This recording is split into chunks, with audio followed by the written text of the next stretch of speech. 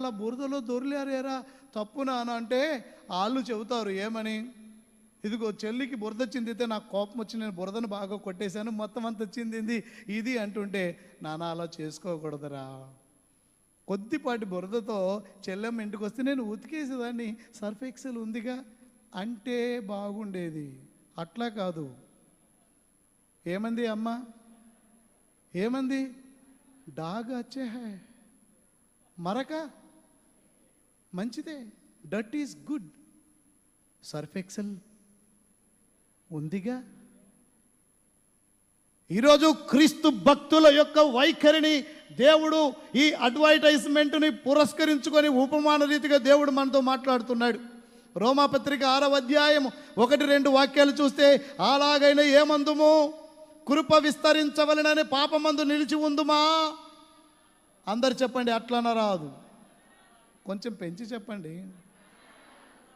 అలాగైనా ఏమందుము, పాపం ఎక్కడ విస్తరించనో అక్కడ కృప అపరిమితంగా విస్తరిస్తుంది. కంగారేం లేదు, సర్ఫ్ ఎక్సెల్ ఉందిగా అంటూ బురదలో డొల్లాడితే సర్ఫ్ ఎక్సెల్ ఉంది కదా అనుకున్న రీతిగా పాపం పెరుగుతున్న కొద్దీ కృప కూడా పెరుగుతుంది. కాబట్టి ఏం పర్వాలేదు, ఫికర్ లేదు, మనం వెళ్ళిపోదాం అనుకుంటుంటే వాక్యం అంటుంది, అలాగైనా ఏమందుము, కృప విస్తరించవలనని పాపమందు నిలిచి ఉందుమా.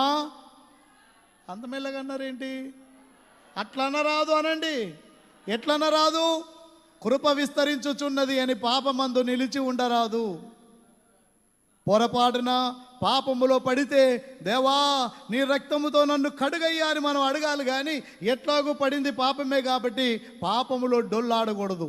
చూపులో కానీ, మాటలో కానీ, నడకలో కానీ, క్రియలో కానీ, పద్ధతులు కానీ ఉదాటున పొరపాటున తప్పు జరిగితే వెంటనే సరి చేసుకొని సర్ఫ్ ఎక్సెల్ ఉందిగా అన్నట్లుగా మనకు యేసు రక్తం ఉంది, కృప ఉంది, క్షమాపణ ఉంది, తప్పు లేదు.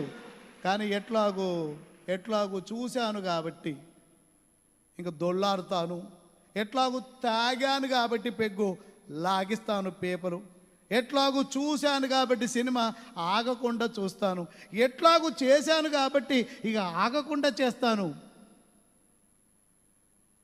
అట్లా అనరాదు.